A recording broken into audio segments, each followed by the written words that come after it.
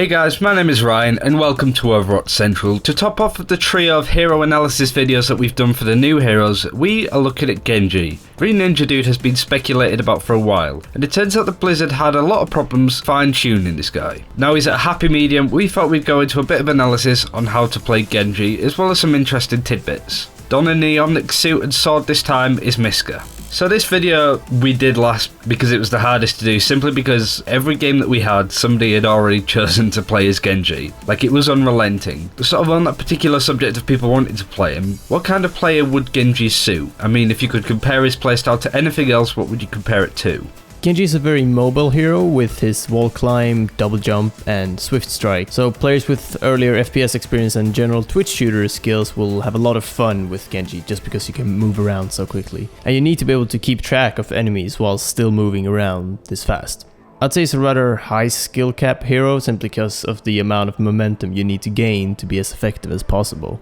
If I were to compare Genji's playstyle with any other hero in Overwatch right now, I would definitely pick Tracer. Both are very fast and require reflexes and momentum to get the most out of them. So let's just go over Genji's abilities real quick, because they seem to have multiple uses for different scenarios, or just generally things that you didn't know you could really do. For example, you can reflect Tracer's ultimate back at her with the reflect. Are there any other sort of instances of that? Just little things that you should be bearing in mind when playing Genji?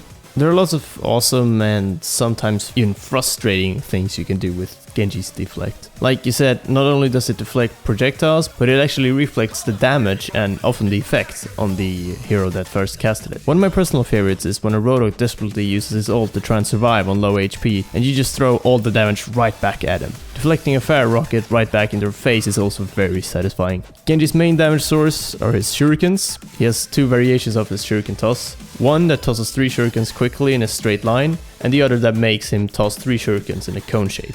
The Swift Strike is great for finishing heroes off as it resets if you get the final blow with it. You can also use it as an escape or to quickly get yourself around the map. And remember, you can Swift Strike in all directions, and that includes vertically. And finally, Genji's ultimate is Dragon Blade. He pulls out his swords, shouts for a little bit, and then deals 150 damage per hit. And this also includes a short range cleave in a cone behind a target that's first hit. Great for attacking multiple heroes at once, for sure.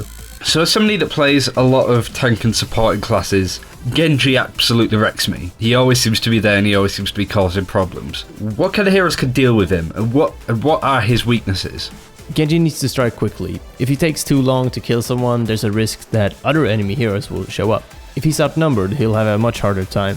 If you need to pick off a hero in a group, then make sure that they're killed quickly and that you have a reliable escape plan. Sticking around for too long will make it easy for heroes with ranged weapons to take you out. And also be sure to watch out for Mei.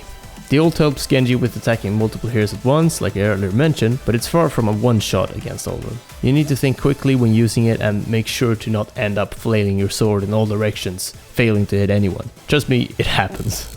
No, we've kind of already sort of suggested that Genji has a high skill cap level. On the subject of those sort of heroes like Tracer and I guess McCree to a certain extent as well, what's the best way to learn how to play these heroes? Would you solely just play, say for example, Genji constantly until you gradually get better at him? Or would you try and sort of work your way up to it?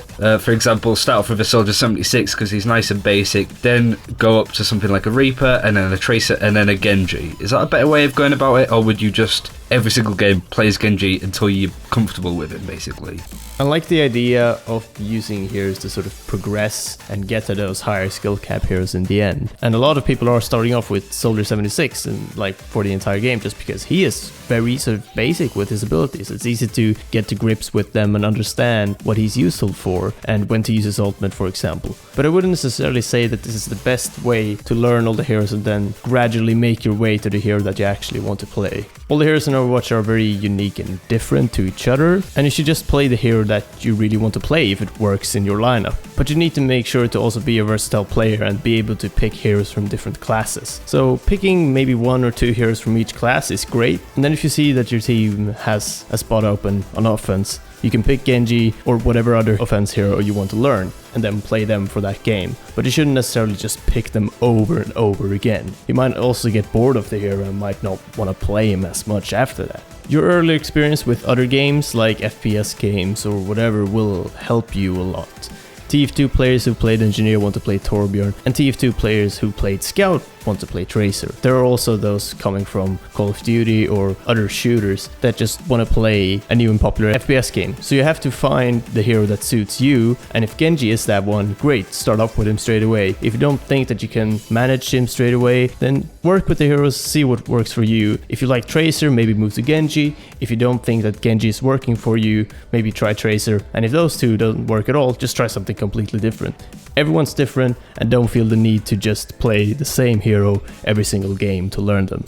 And I guess as far as being able to counter and stuff, you're going to have a horrible time if you can only play Tracer, especially if everybody else is trying to do the same thing. But that's another topic for another day. Thank you very much for watching Overwatch Central. Be sure to subscribe to the channel for more Overwatch content. And until the next video, take care, and we will see you next time.